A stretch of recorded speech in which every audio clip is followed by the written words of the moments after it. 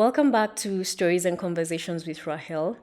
And this month we are talking about a topic that is something that I'm going through daily in my work life. So obviously it's right time that I talk about it. And I've talked about it in season one, but obviously we can never talk about it enough. So this topic is around women navigating the business world. And most of these women are women who are leaders in their own right. So this month, I have amazing guests with me to talk about this topic.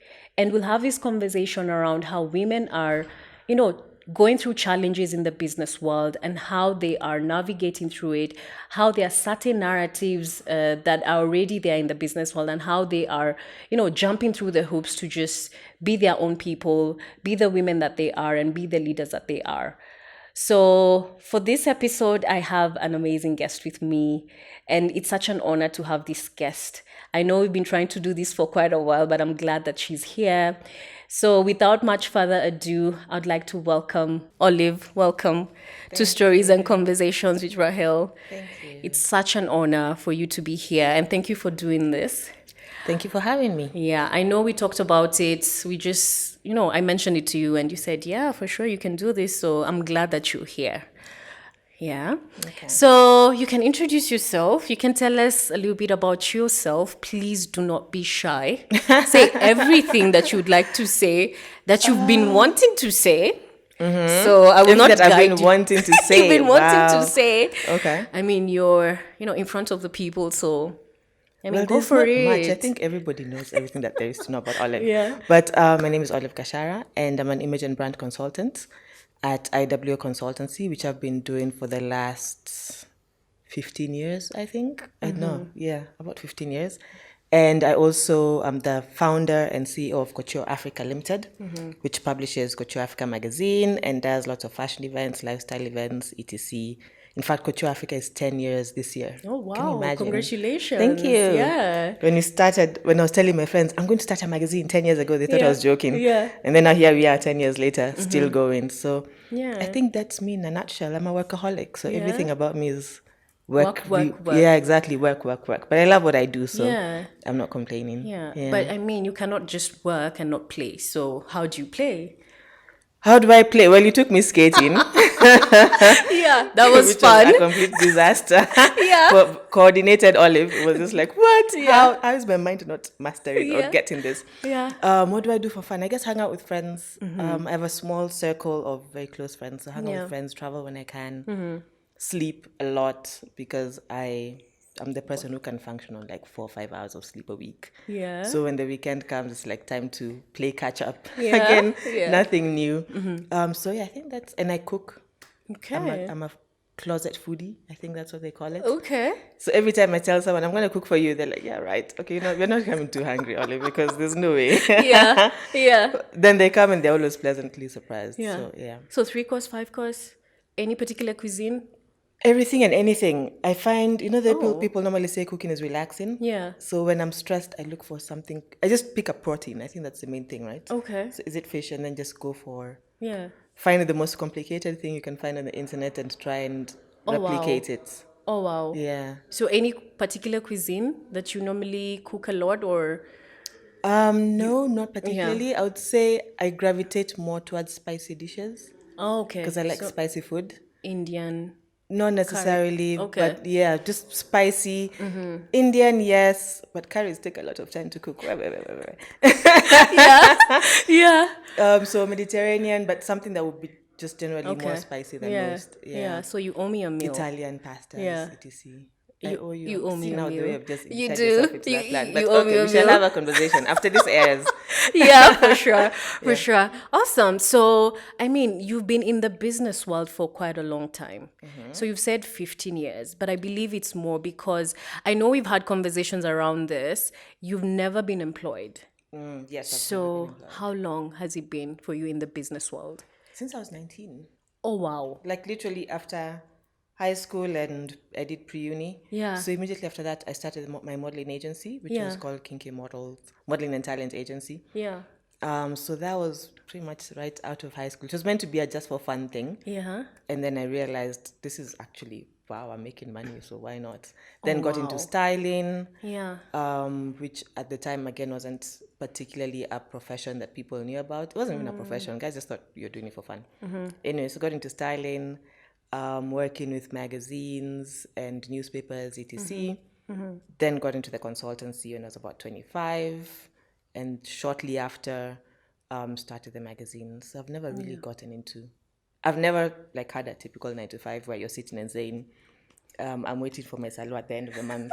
I mean, yes, when you're running a business, yes, you Yeah. do pay yourself a salary, but Yeah. you know that business has to make money. So you can't just Oh, sit over wow. there and Oh, wait wow. for manna to come from heaven. Yeah. Yeah. Yeah. So, I mean, from 19. So, where did this come from? Is it something that was, you felt it was innate, or is it your parents who pushed you into it? Is it something that you saw and then you got into it? How did it come about? I don't know. So I've always wanted to do medicine. Oh, And I think, yes, oh, wow. imagine. I get surprises every day in this show, but okay. Yeah, so but Yeah. then I think somewhere along the way I was not sure. Then I Okay. actually started the modeling agency as I was taking a year out to figure out what I wanted to do. Okay. And it just came naturally to me. Yeah. In fact, I remember in high school, so I did 844. So you know how you have the choice between commerce and home science? Yeah. I remember I picked commerce because home science was a lot of work, Yeah. like just a lot of practical things and this, and it was so easy. I was like, wow, that's like the one thing I think I never studied for. I never like you once you hear something and it just sticks. So I think business just came naturally to me. I see. My brother said once, and I'll never forget. He said, "Entrepreneurship is not a skill; it's a calling. Because you either are or you aren't, right? Exactly. Not very many people have the The stomach grit. to ride, the Yeah. grit to ride the waves and the ups and downs. And half the time you're in anxiety. Yeah. There's this one Will the time my next mom gig was come? doing Yeah. her blood pressure. And I was like, oh, can I check my blood pressure since you're checking yours? And she's like, no, no, no, no, no. Imagine there's some problems. You don't need to know you have. You just see you're fine. You feel healthy. You're okay. Me, I'm checking mine because I know I Yeah. need to monitor Yeah. mine. You just stay. Just The sit life that there. you live Yeah. and the anxiety that you have, you just stay the It's way you too are. You're much. fine. Yeah. Yeah. So yeah, Okay. it just Came naturally. yeah, it just came naturally. Okay. And it was meant to be a stint, and then you know how something works out and you just keep Yeah. going. And Yeah. so yeah, in Yeah. fact, till today, I think I'm still trying Trying to to figure it figure out. out life Yeah. exactly. Like, so now, what do you want to do now? What do you want Yeah. to do next? Yeah. What does next year look like? What's the next new venture? Yeah. Okay. So you started at 19. So take us through the journey. So how has it been? And what are the most interesting things about your journey that when you look back, you're like, oh, wow, I'm glad I went through this. And this is what has made me get to this place. What are those things? Oh wow, Yeah. that's such a heavy question. What are the most interesting things about my journey? I think Yeah. every day is very interesting. Yeah. It's one of those things where I've found myself doing things. Almost everything that I do is something that I never thought I would do. Yeah.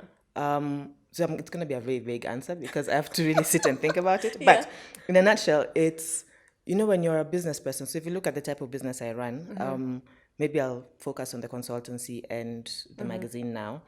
With the consultancy, so as an image and brand consultant, of course, I train corporates and groups of people and work with individuals, work with politicians even sometimes. So we train on professional image, business etiquette, customer service, customer communication, personal branding, political branding. So you're always meeting different people, like literally completely different people. And it's very interesting. I think it's added a lot to my smarts because you get to know so much about so many different industries, right?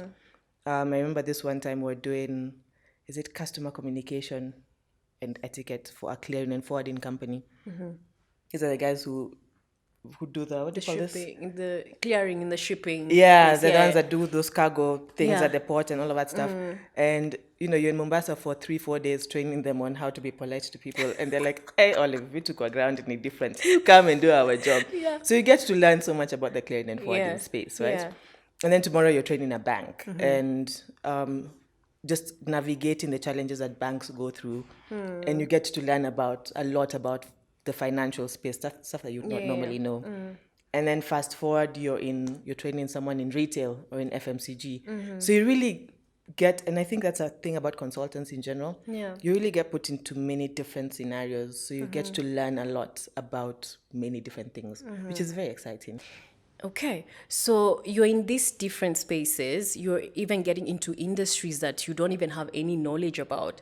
So, do people look at you different? Do they question whether you can actually do what you're saying you're going to do for them, like the consultancy and all that you do? Did you ever experience that, or have you experienced that? Yes and no. So first, if it's an industry that you don't know about, of course you have to do quite a bit of research, right?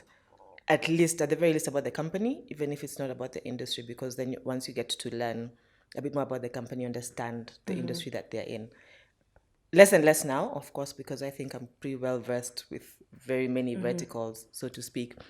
But and I think I mentioned this before. I think the biggest thing is people look at you and they're wondering, this young girl, because I started when I was 25, right? They're probably wondering, this young girl, what she can tell us? In fact, I remember this one time I was doing a training for an exco. It was at Crown Plaza, and it was very, though, what, maybe 10, so it was the directors, and it was one of those nice training boardroom spaces where they have their nice boardroom chairs. It's not like your Kawaida training room things. And I think he was, what was his title? He was the GM of that particular company. At tea break, he came and he told me, Olive, I just want to apologize. It was a 2-day training, by the way. Wow. So I'm like, why? He's like, when I saw you, first of all, I thought you were the training assistant, to be honest. And then when he started talking, Yeah. I was like, when I realized that you're the trainer, I literally, because you know how you've cleared your day for 2 days, I was like, yeah, I'm not staying for this. I do not have time. So I'm just sorry. But then you're really engaging. You're fantastic.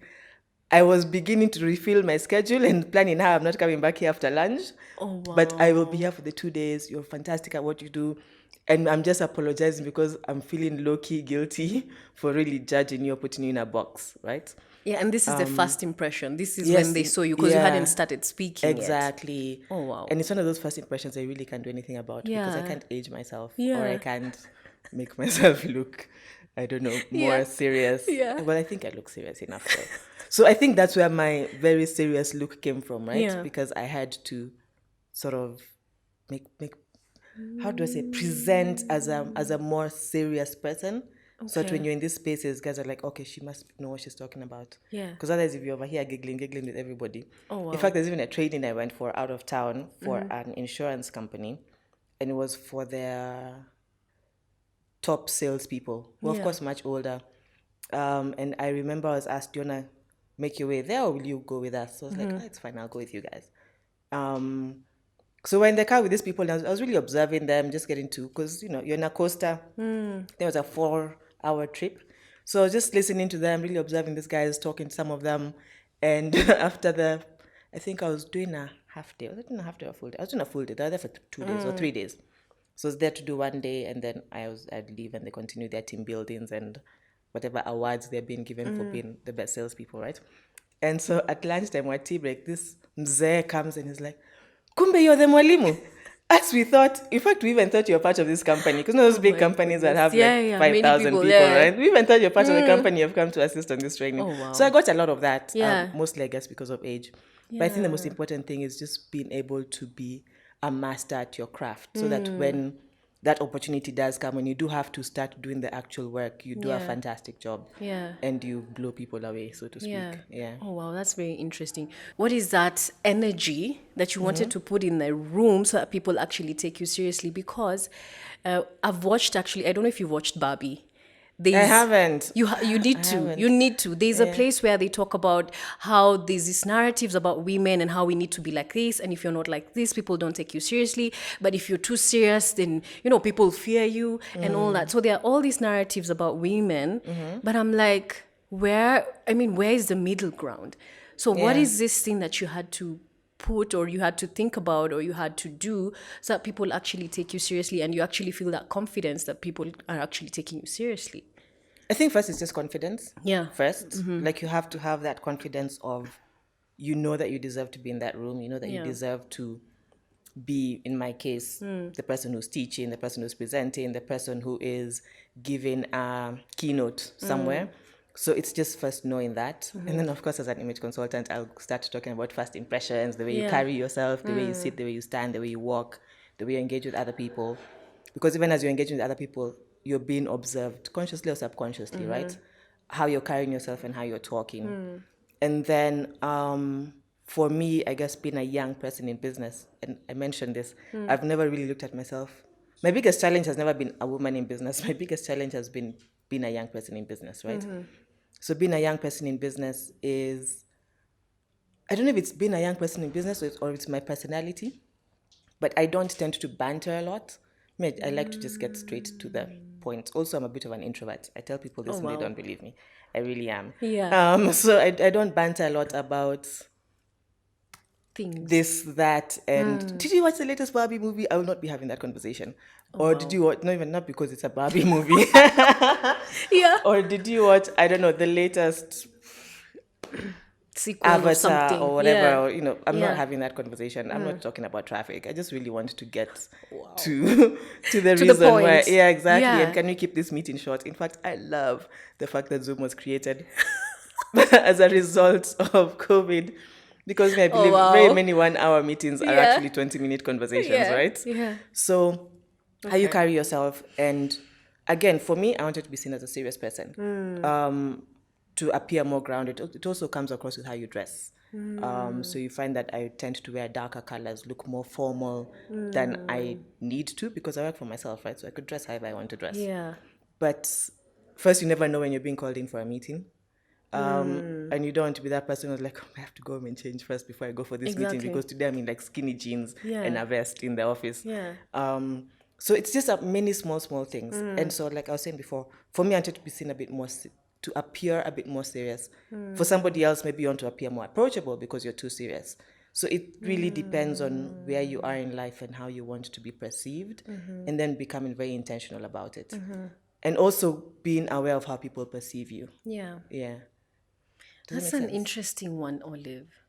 That's really an interesting one because let me talk about my experience, then you can maybe chime in and tell me what you think. So, I mean, I've always wanted to be taken seriously because the jobs that I do are obviously, most of them are high level. So, I want to be taken seriously when I'm walking into that room, when I'm doing a presentation. So, I have that perfectionism mentality, but I also have that serious mentality where I want people to see that, I'm actually, where what is it called? I put my mouth where my money is or my money where my mouth Put your is. money on your mouth, Yeah, yes. that one. Put your mouth where your So, money is. Yeah, I'm yeah. not sure. But Okay. this has come with its own, fair challenges, a couple of challenges. And one of them is the labeling. So you're labeled as aggressive. You're told you have an RBF. You know what an RBF is? BRF. RBF. What's an RBF? Resting face. Oh, you can RBF. say, okay. I Yeah. think it's the other way around. Okay, I know what that is. Yes. Yeah. So you have an RBF. You're not approachable and all that, especially, when you want to be direct, because I'm like you. I'm almost like you. I have this directness. Like, I like banter, but I'm very direct. And I want you to get to the point because I don't like my time being wasted. Time is money, right? Yeah. But then it has come with its own kinds of labeling from both men and women even the most. So I don't know what you think about that. I don't know if you have experienced that. And we've talked about it, but what's the middle ground? Because I'm like, I can never win with these things, right? I think women spend too much time thinking about what other people think about them. Does that make sense? Yeah, it does.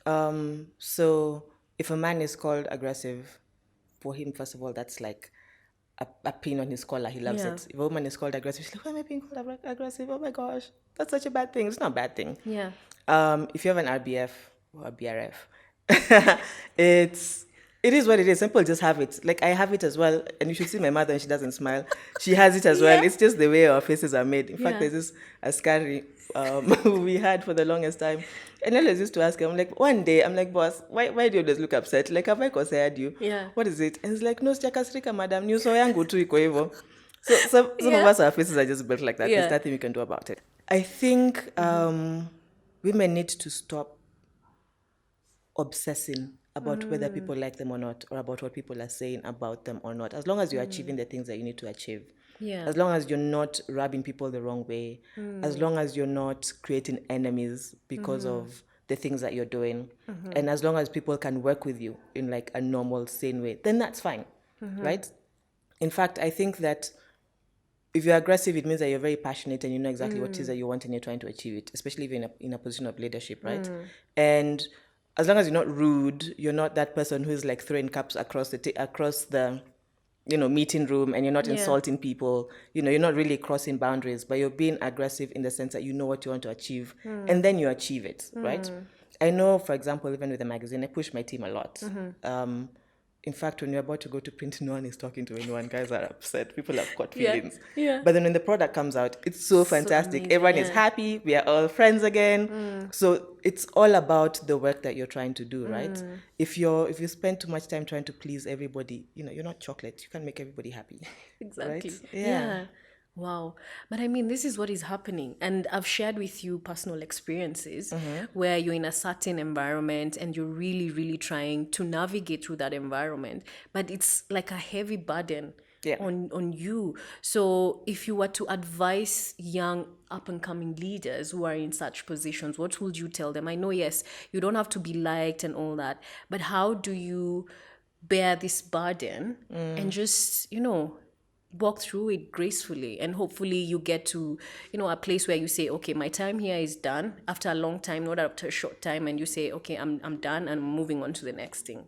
How can you advise the young up and coming leaders?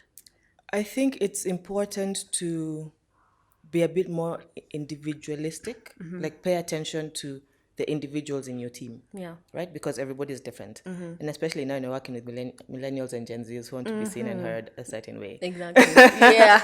And it comes easier for women than for men. Really, so if you're working with a team of 10, understanding what makes each person tick, Yeah. right?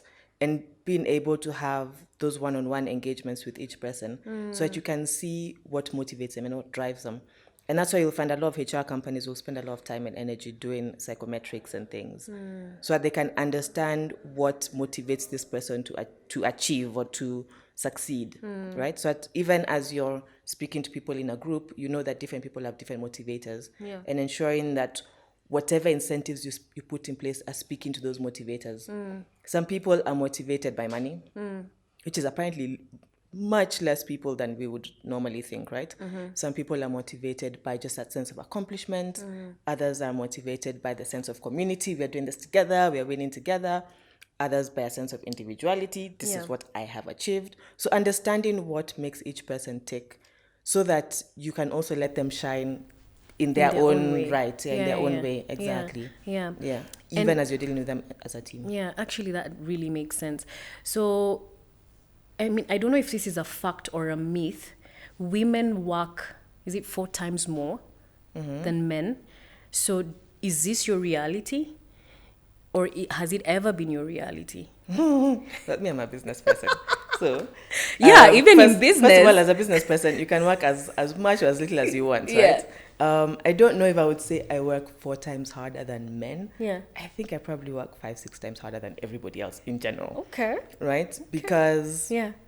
I'd like to think of myself as an overachiever, and I'm very cognizant of the fact that to achieve the things that I want to achieve, also I'm a perfectionist, which means sometimes I have to do a lot of things by myself. I'm trying to break out of that, Yeah.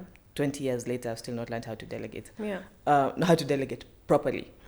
So being an overachiever and wanting to do extra, this is good enough. Me, I want to be over there. Exactly. So Yeah. I think I do work 5 times more than everybody else around me. Yeah. A male or female. Yeah. Yeah. And what about getting opportunities? Do you think it's harder for you as a woman, and you have to really prove yourself beyond a shadow of a doubt that you can actually do this? Do you feel like you experience that? My challenge, so I would say, how would I answer this properly? I think I'm a bit gender blind, to be honest, right? So it might not be the appropriate answer. Maybe I do, maybe I don't. I don't know. I think my challenge has been more of being a young person than being a woman. Although I like to twist that, and I tell people, especially anytime I have a chance to talk to young women, there's no better time to be a young African woman in the world than today. So that means you're young, right? Under 35. Can you say under 40? Under 40 is young, under 40, yeah. Under 40. So under 40, Yeah. you're African or of African descent and you're female. The opportunities that are there for you now are probably 1,000-fold, 10,000-fold compared to what the opportunities our parents had in our time Yeah. when they were young, African and female, right? So while many people will look at it as it's a challenge for me as a woman being able to navigate the corporate world or being able to navigate the business world, there's actually so many pluses or so many breaks that we've been given. And it's a matter of being able to work harder or being able to step up to the plate. Yeah. When it comes to the corporate world, I tell a lot of women that, yes, as much as you're sitting there, and this happens a lot, you find that a woman will say, my boss is a woman, but she didn't give me the promotion she gave this guy. We also need to get out of this female privilege, right? Don't expect to be given a leg up just because you're a woman. Yeah. You should expect to be given a leg up because you're that person who is achieving more than the next person. You're that person who is standing out. Yeah. So as much as, yes, there's no better time to be a young African woman in the world than today, also don't sit there, privileged, saying, well, see now me, I'm young, I'm ticking all the boxes, right? So I'm meeting all the quotas, so I should be that person that's being given this space. You should also know that whether you need to work 4 times as hard or not, step up or be given that promotion or get that opportunity because you've actually worked for it. And when it comes to do women work harder than men, I think it's more of a visibility issue than anything else. Okay. Because men are very good at bragging or shouting about their small wins. Women, not so much. For a woman, for you to start singing about your wins, it has to be something magnanimous and gigantic for you to be able to say, look at what I've achieved. Exactly. A man will, I don't know, organize a day trip for his team to Karura.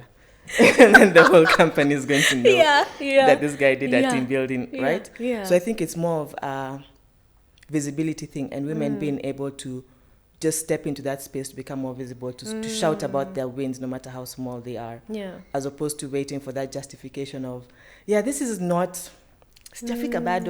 We don't make noise about this. I need to do 3 more things before I can make noise about it. Yeah. Even I sometimes suffer from that, right? So I think those are the 2 main things I would say when it comes to being a woman in the corporate space or in leadership. Yeah.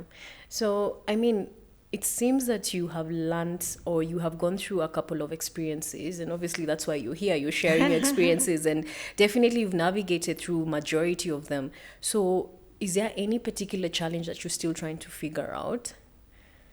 I think I am now at the point in my life where I am trying to, how would I say this, overcome my own personal challenges. As like every other woman, we have imposter syndrome challenges. Yes. I'm a crazy procrastinator. And there are those things that and then what I just said, like, this is not big enough yet. We need to get it over there so that we can make noise about it. I know I'm over here speaking from a point of authority, but I am so guilty. I do the exact same thing. Yeah. So my biggest challenge now is just overcoming my own self-doubt, my own... you get to a point, I think it's an age thing, again. When you're young, you're just sort of YOLOing through life, right? And then as you get older, you're like, you start overthinking things and you start overanalyzing things and you start dissecting things a bit too much, which takes longer for you to start making decisions or to make moves, whether big or small. Or you're like, no, that's not big enough. We need to do something bigger before we can make noise about it. It's just the same things I'm talking about. So now that's where I think I am, if that makes sense. Oh, wow. Yeah. So how do you deal with the imposter syndrome? Do you go in front of the mirror and say, I am beautiful, I am great, I am this? Or how do you deal with it? Because, I mean, how do you deal with it? How do I deal with it? By doing things like this? When someone calls you, come and do this podcast, you're like, sure, why not? Yeah. And then, from things like this, there's small wins, because then as you hear yourself speak, when you go for a speaking engagement, you're like, oh, wow, actually, Olive, you're kidogo smart. Yeah, that's good validation. Yeah, so saying yes faster than no. I got to a point, again, life always changes as you go. So I got to a point where I used to say no first before I look for reasons to say yes. And so now I'm trying to like flip that.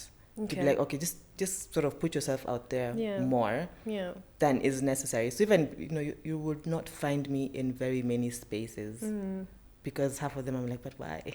Yeah. Or how am I adding value in this space? Yeah. Yeah, something of the sort, right? You're Yeah. like, oh, I don't know. Should I do it? Should I not? So just really stepping out a bit more. Yeah. Affirmations, do they work? Yes, they do, I suppose. I think they do.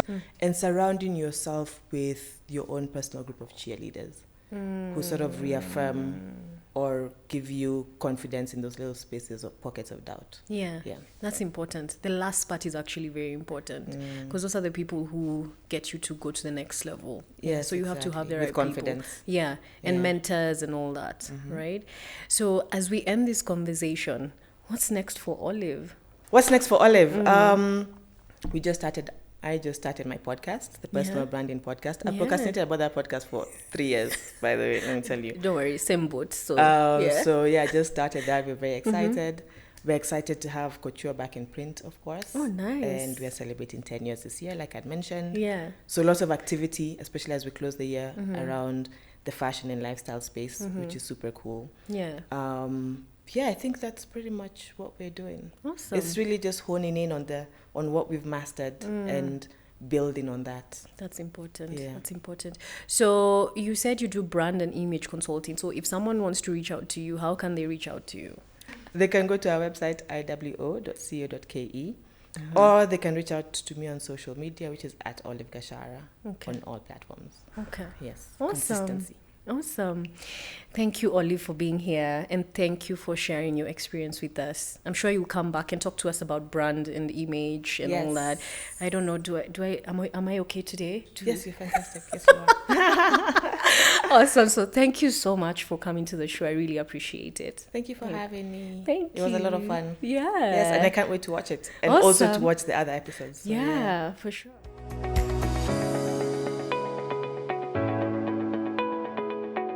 Stories and Conversations with Rahel is all about life, career, leadership, and healthcare, a topic I'm very passionate about. Thank you so much for watching. Share, like, comment, and subscribe for more.